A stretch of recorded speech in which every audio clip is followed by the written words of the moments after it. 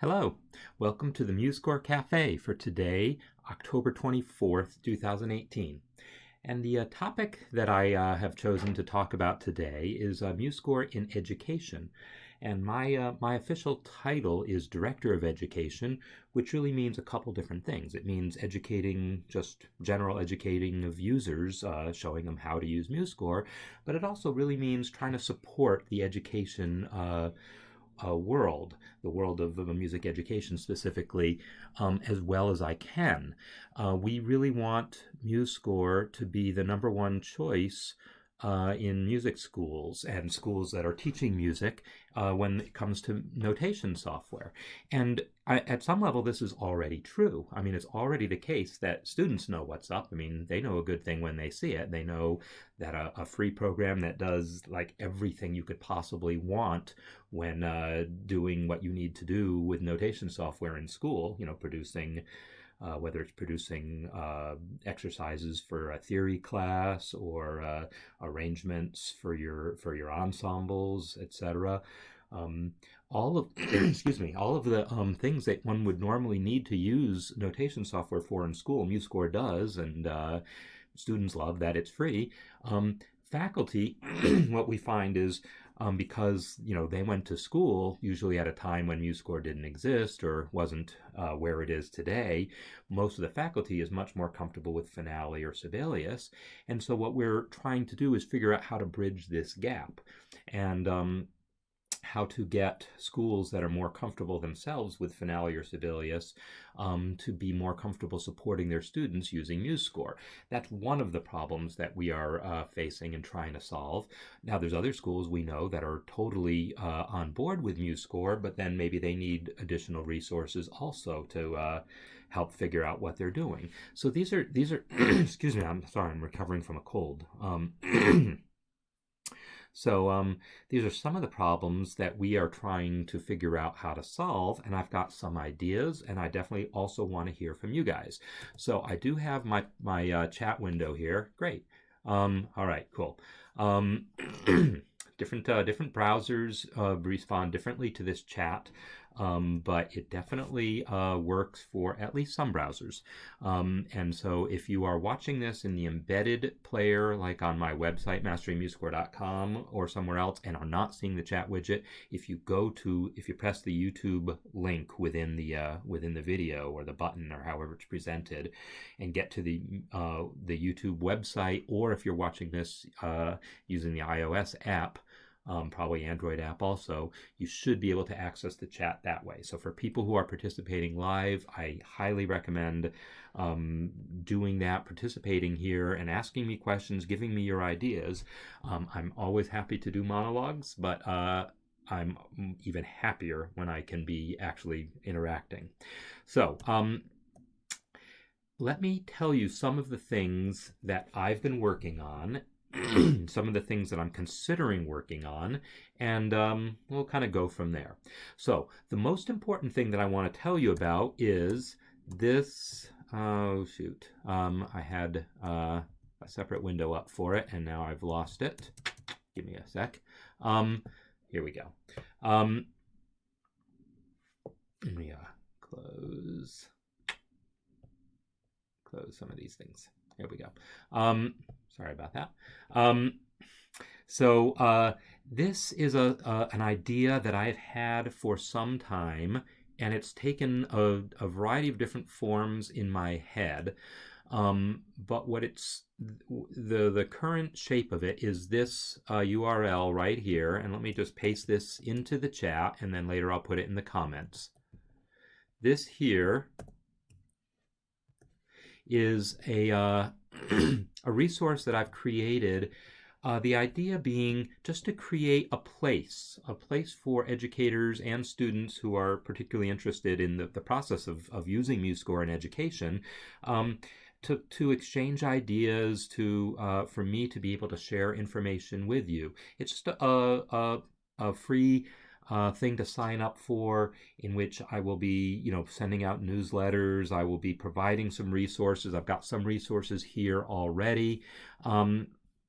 And this is I'm hoping to create some community around the idea of MuseScore in education. In other words, schools that are using MuseScore, people that are using MuseScore in a school setting, to be able to have an area to find resources, to discuss things, and so forth. So I would love it if anyone who is interested in using MuseScore in education, any educators who are using it themselves in their teaching or whose students are using it, if the educators would sign up, it's totally free to sign up for this partnership. And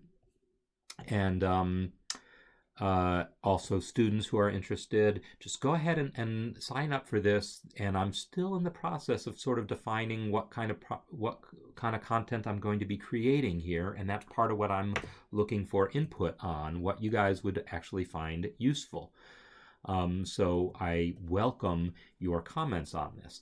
So this is just an area, and if I'm already enrolled, you'll see that I've provided a few things already. I've given from my website, just regular plain masteringmusescore.com. You'll see this is school.masteringmusescore.com. This is where I'm providing online courses and support for schools. There's also just masteringmusescore.com, where I've got some other more general resources. And so some of those resources are duplicated here, like a downloadable keyboard shortcut cheat sheet.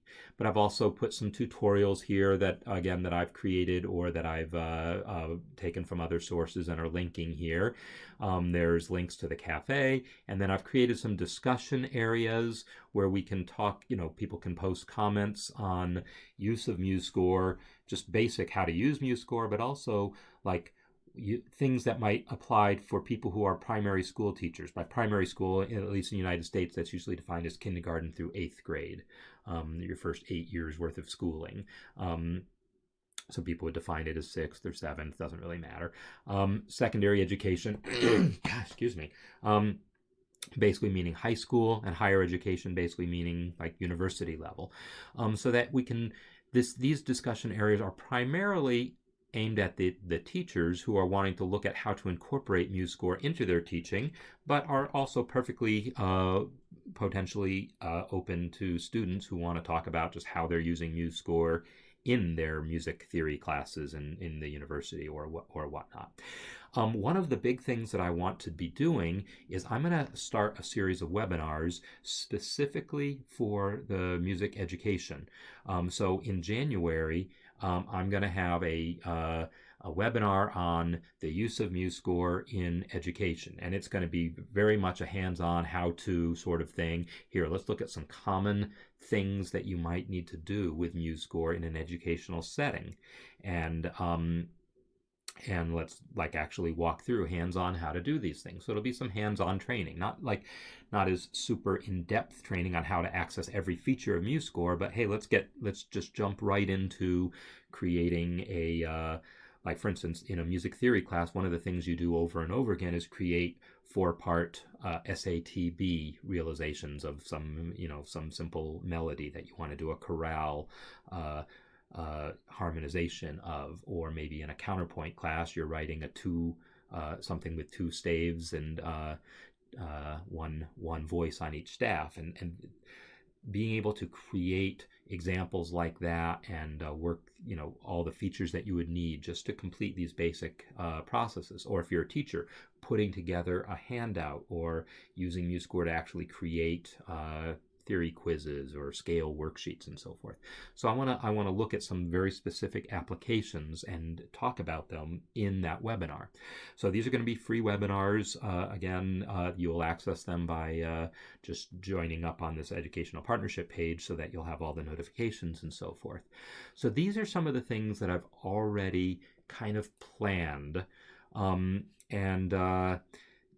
those are all resources that'll just be there, and I will keep adding to them.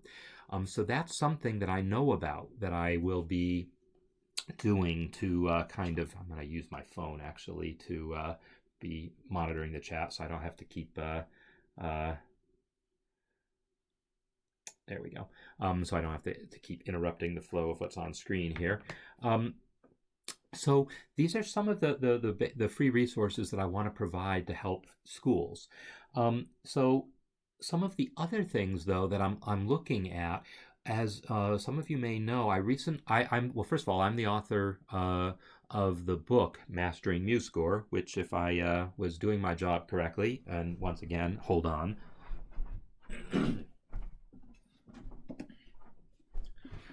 So, the book Mastering MuseScore.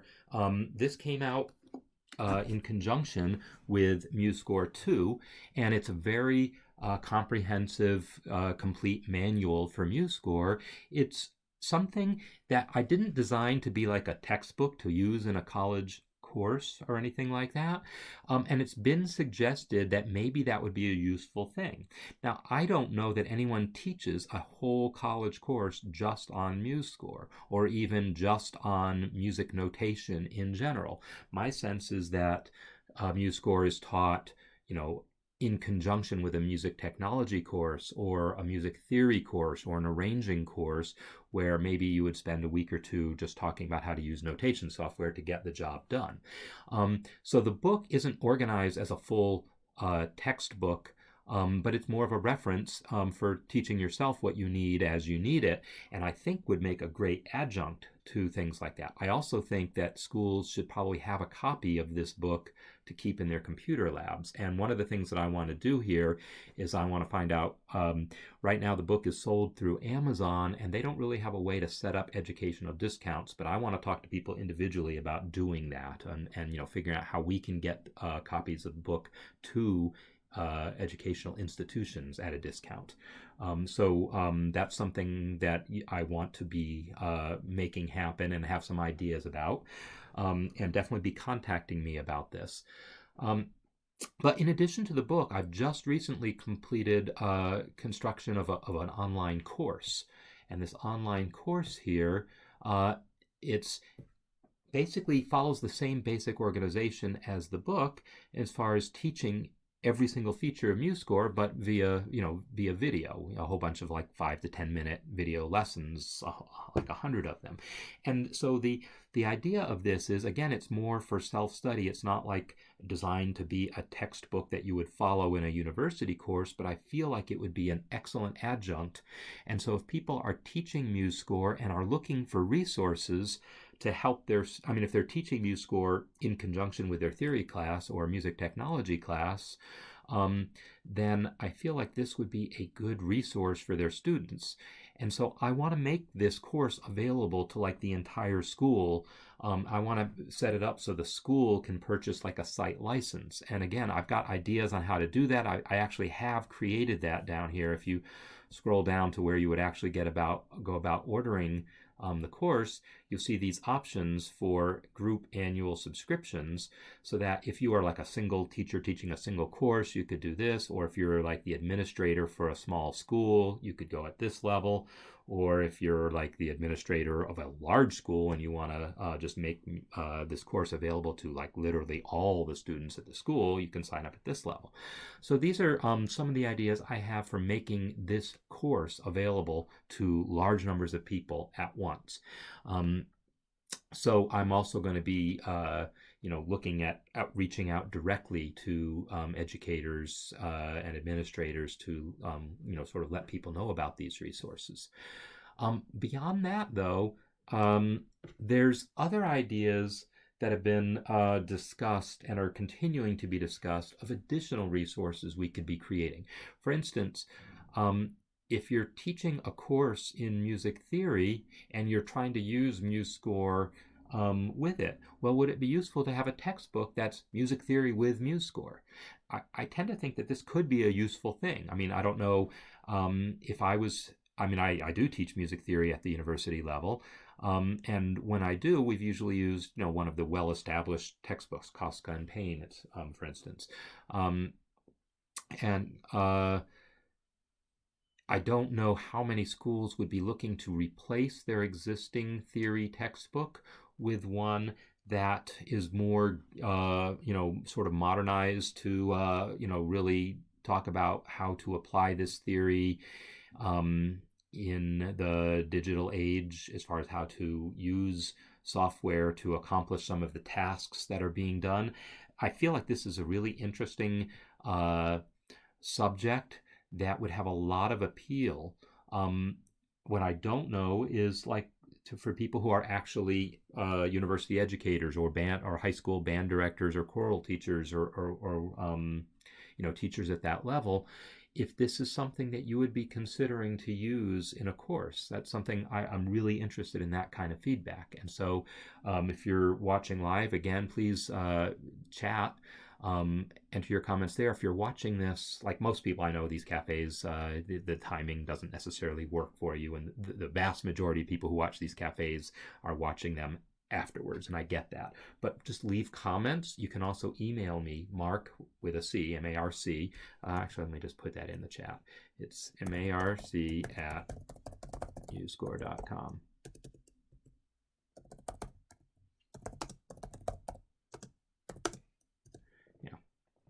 Right. And so I see the comment here that probably most schools are fairly conservative about their choices of textbooks, and it's going to be hard to give up on, if you're teaching orchestration, that book I've got right here. If you're teaching orchestration, this is the Bible, right? Or this is one of them, and people are not going to give up techniques of orchestration, Ken grant them. It's a great textbook, and I don't think that I'm going to improve on it by writing one that targets MuseScore. So I also think that students individually would be interested in such things because, regardless of what you get as your official college textbook, if you're maybe not taking the orchestration class, but you're interested in the subject, you might want something that's more at your level. So this is the sort of thing that I'm considering developing. And again, I'm considering it, but more with an eye towards making it of general interest, but hopefully presenting it in a way that would make it attractive to schools if they wanted. This is all a kind of a learning process for me, for us, as we really figure out what we can do to best support those of you who are using MuseScore. And I know at my experience teaching is primarily at a university level. I've taught music theory, I've taught counterpoint, I've taught jazz improvisation, I've taught piano lessons, I've taught a group piano class, I've directed ensembles, I've taught a history class, a music history class. But all of this is at the university level. I have done, guest shot lectures and presentations for elementary and junior high and high school, but most of my own experience is at the university level. My sense is that people are probably, and my sense from talking to educators, I've gone to state education conventions and so forth, and just having friends who are high school music teachers or elementary music teachers, is that people are maybe using MuseScore a little bit themselves to arrange music for their ensembles or to put some teaching materials together for their students, especially at the elementary level, but are probably not actually teaching their students much about MuseScore. And one of the limitations to that, at least in the US, is that the students generally don't have access to computers that are running MuseScore. A lot of the schools don't have a computer lab, except maybe the more well-funded ones, and maybe the students, if they're lucky, have access to iPads or Chromebooks, but that hasn't been a good path to running MuseScore. It's starting to become the case that you can run MuseScore on a Chromebook as a Linux app, but there's still only a subset of Chromebooks that support that. Now, this is a US thing. I recognize that outside the US, Chromebooks are still like, what are those? But no, they're actually really big in especially the elementary market in the United States. Anyhow, I have a lot of my mindset is on how we can support the universities using MuseScore, what their needs might be based on what my own needs have been actually teaching at the university level. I have less insight personally into the K through 12 market. Now that's I know plenty of people. My wife has been an elementary music teacher for a long time, and definitely has some good ideas for me there. And I've talked to other people, and I talk to people at these conventions, and I'm trying to learn what I can about I don't know what we can best do to support people. So I see, let me see a couple other comments here. Yeah, so getting, making students or anyone aware of the resources that we provide, that's definitely a challenge. So one of the assumptions that I have is that students know about MuseScore.com. This isn't just an assumption. This is largely a fact. I mean, when I talk about going to these conventions and I talk to people about MuseScore, they say, "Oh, I love that. I go to that website all the time and download things." This is, to many people, students especially, what MuseScore is. Then some of them are only peripherally aware that there's actually software that you can use to create scores, but they download scores all the time. And then the ones who do create scores are also quite aware of MuseScore.com. So my hope is that by making things available through MuseScore.com, we can reach some of the people we want to reach. Of course, that's not the only way, but it's a way. Yeah, I tend to think that the kinds of things that I'm going to be creating. I mean, this Mastering MuseScore is, if people have this or haven't seen it, I mean, it is comprehensive. I mean, it's 400 and something pages. I forget. Well, it changes. Every I keep tweaking it, adding sections to track different versions of the software. But I mean, it really goes into detail on pretty much every single feature of the program. It's a big, thick book. And of course, any theory textbook is also a big, thick book. And I'm not looking to create another big, thick theory textbook, really. I'm interested in creating more focused things, more task-focused things, not to replace a full year college theory sequence, but to say, hey, let's really just talk about the process of understanding chord progressions, or let's talk about the process of understanding how voice leading, or let's talk about just how you might the notation of rhythm. Correct music notation is its own topic that gets not taught. It's assumed that because we read music we know how to write it. My sense is that this is not true. In other words, going into teaching a music theory class, I find a large number of students are not able to tell me why the following is not correct. Right? This is incorrect notation because this half note is not allowed to start on the and of one. This is just sort of a fundamental principle of how music notation is organized. But if you've never been taught that, you probably wouldn't know that. You've never seen this in published music. Publishers don't do this. But no one, when they teach you to read music, tells you, oh, don't do it this way. They just tell you this is how long the notes are, and then you read music and you see things the way they're done correctly. And no one generally teaches you right from wrong as far as how to write rhythms. And not just that, but some other matters having to do with stem directions and all sorts of things. So again, there's a this is the sort of modern standard textbook. It's not a textbook, again, it's a reference, but it's huge on the subject of correct music notation. And there's no way I'm going to replace Elaine Gould's amazing behind bars. But most people don't need that.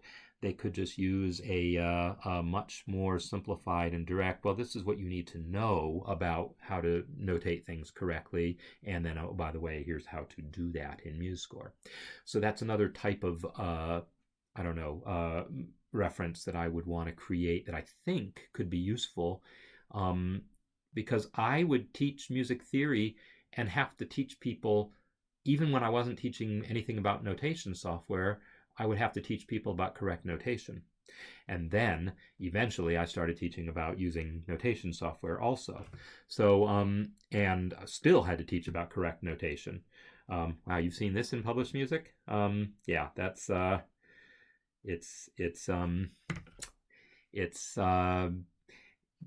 publisher who knows what they're doing doesn't do this, but unfortunately, the wonderful thing about the internet is we can all be publishers now, and that's also the terrible thing about the internet as far as that goes is, it's very possible for people who are not expert music engravers to publish music. But yeah, this is not considered proper notation. Now, there's a lot of leeway in these sorts of things, but not this case is not one of them. There's a lot of other cases where you can get in. You'll see people get into lovely religious wars about the right way to notate. For instance, the following rhythm, since this is like a totally random topic, but it's fun. Some people would say this is the way to do things. Other people would say it is this. These are the same rhythm here. It's the same rhythm. It's a note that starts on 1 and then a note on the and of 4. One of them is written in a way that exposes beat 3, which is more theoretically correct, because it's usually that's the reason why this is considered incorrect. We're supposed to expose beat 3. And in fact, there's a function in MuseScore that layout regroup rhythms will fix that for you and do what you're supposed to do. And the idea is that now beat 3 is exposed. This note right here is right on beat 3. It is the only note of that. It is the note that happens right on 3. It doesn't get sounded because of the tie, but it's something you can kind of hang your hat on. Similarly, this note is right on beat 3, and it is the proper way to notate it if we're really following that rule. But there's a huge tradition that just says no. Let's go with sort of weighting the, putting the dot on the longer note is another rule that exists. Anyhow, it's just one of these interesting music nerd things to talk about, and that's who I am, and that's who, as music educators, I guess we probably all are, or even as music students. So anyhow, these are all sort of matters that get discussed, and the debating which is the right way to do it. There's people who like the Real Book does things this way. For people who are familiar with that common jazz fake book, it goes out of its way to always notate the rhythm this way. Other people will say no, this is the way to do it, and they can get in religious wars about it. I can just see them both as valid. Anyhow, so there's a lot of aspects of what are in books like this that are talking about the different ways of doing things and the trade-offs between them and so forth. And it's all very interesting and technical if you are extremely nerdy about such things. But sometimes we just want some simple practical advice, and that's really what I hope to provide. So anyhow, I got a little off topic. That's me. I do that. So one of the other things that I want to provide that I think will be useful as a, and I will be doing this as a free resource through the partnership, the educational partnership, is lesson plans. The idea that if you are teaching, say, a music theory class or an arranging class, and you want to cover a little bit of MuseScore, but you aren't all that familiar with it yourself, and don't really want to have to spend your time putting together like a week or a 2-week lesson plan and exercises and a quiz and all this on how to use MuseScore. You feel like, oh, this should exist. Well, I agree, this should exist, and I kind of feel like that's on me to create such things. And so I want to create something like that as sort of a free resource through that educational partnership. And maybe eventually we'll put together a more a full packet of materials that we could sell, that have that also includes a portion of the Mastering MuseScore manual, or more likely just tie it to the online course, because I feel like students are more likely to want to access material through video. That's what they're used to doing. And yeah, they're in a university setting, you're accustomed to buying textbooks and reading textbooks, but I notice they don't tend to take the textbooks with them to class if they don't have to. It's just a video world for most of that generation, and you can correct me if you think that you have other information on that, but that's certainly been my experience. And so I feel like tying things like this to video lessons is at least as effective as having written manuals to go with it. I think it's the old school among us folks like me who are attached to the idea of printed manuals for things.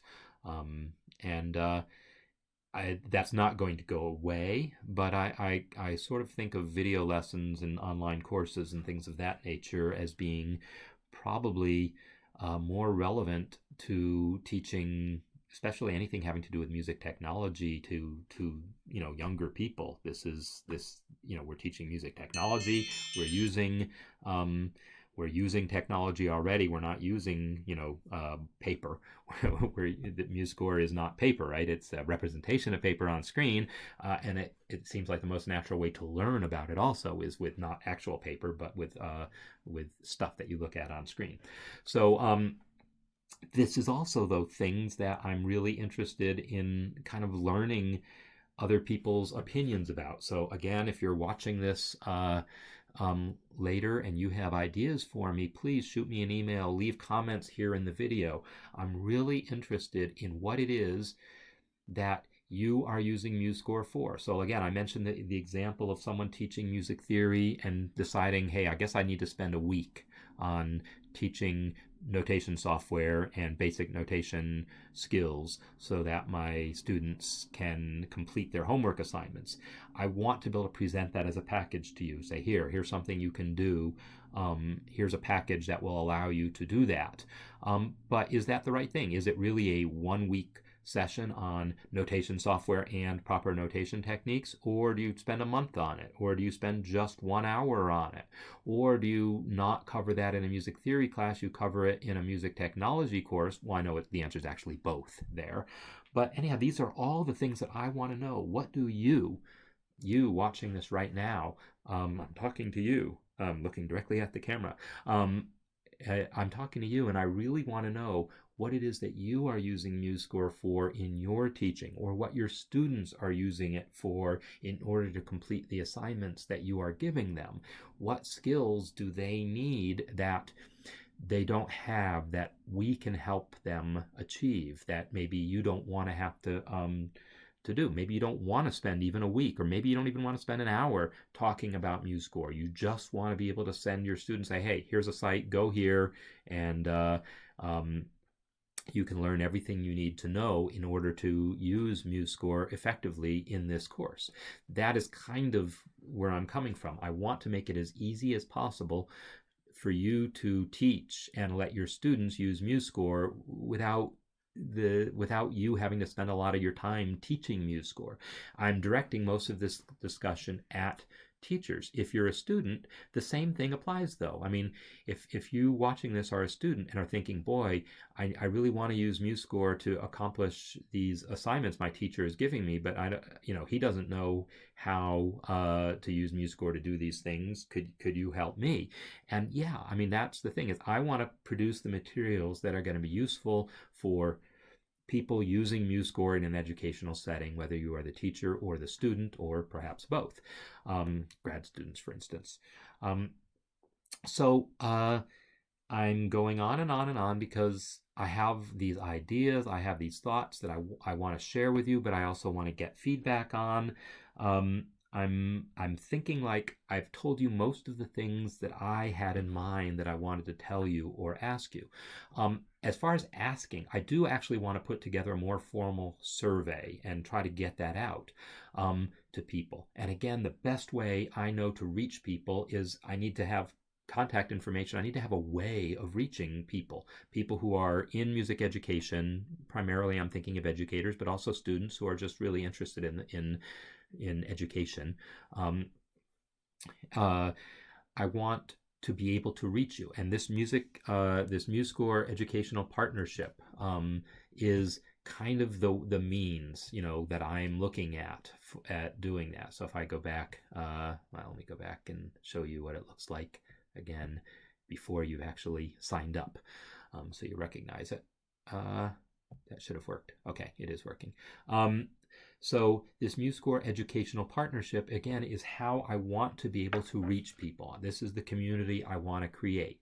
I know on MuseScore.com is also going to be a good place to create some community, and we're actually working on, how to make that happen, to create a specific area within MuseScore.com to have more formal kind of discussions of music education and so forth. So that's hopefully coming in the not too distant future. But for now, we have this, and this is also where I'm sure even if we have something on MuseScore.com, there's going to be way more opportunities to for me to be able to provide video and so forth through this site, and hopefully we'll just have links back and forth to any groups or other resources we create on MuseScore.com. So with all that said, again, I'm loving if anyone else wants to put forth any comments via the chat. Otherwise, what I will probably do is start wrapping this up, and hope that people who are watching this later, and again, I know from previous of these cafes, like, a certain number of people will watch it live, and 100 times more people will watch it over the course of the next week or two. So I'm speaking to those of you who are not watching this live, but please leave comments. Please email me, Marc at outsideshore.com is an email address of mine, but go ahead and use Marc at MuseScore.com. And Outside Shore is basically the education website, and I've been involved in online education since literally before there was a World Wide Web. 1992 was when I created my jazz improvisation primer and put it online before there were generally available web browsers. There was research papers on this new idea of the World Wide Web. But anyhow, I had one of the very first music education websites out there, outsideshore.com, and it's still there. It's still, my primer is still the thing, and I will probably still be adding, if I create music theory courses or textbooks, I will probably be presenting them there as well as via MuseScore. So anyhow, I encourage you to get in touch with me about any ideas you have about ways that I, as the Director of Education for MuseScore, can better support you. One last thing. I am aware that Ableton, it's audio and, software. You probably know what Ableton is a lot better than I do. They have a thing that they just recently embarked on. I think it might be still ongoing, the Ableton University Tour, where they are sending their reps, their I forget what they're called. They're registered, licensed. They have people that are certified trainers, I guess, going out to universities and doing clinics and so forth. And I think that's a fabulous idea, and I would love to do that too. I'm just one person here. I don't have a whole staff of people. I don't have a whole scheme of certifying people to become certified trainers, but that is something I would like to do and am looking at doing, and would love to be able to put together some sort of university tour where we go out to schools and do workshops and do clinics and so forth. And I don't know with the Ableton one how this was funded, if Ableton was putting forth money, if schools were putting forth money or whatever, because the things were offered for free. But I'm looking at, well, given an open source world like MuseScore, what's going to make sense here? I mean, obviously the book is something we sell. This course is something I sell.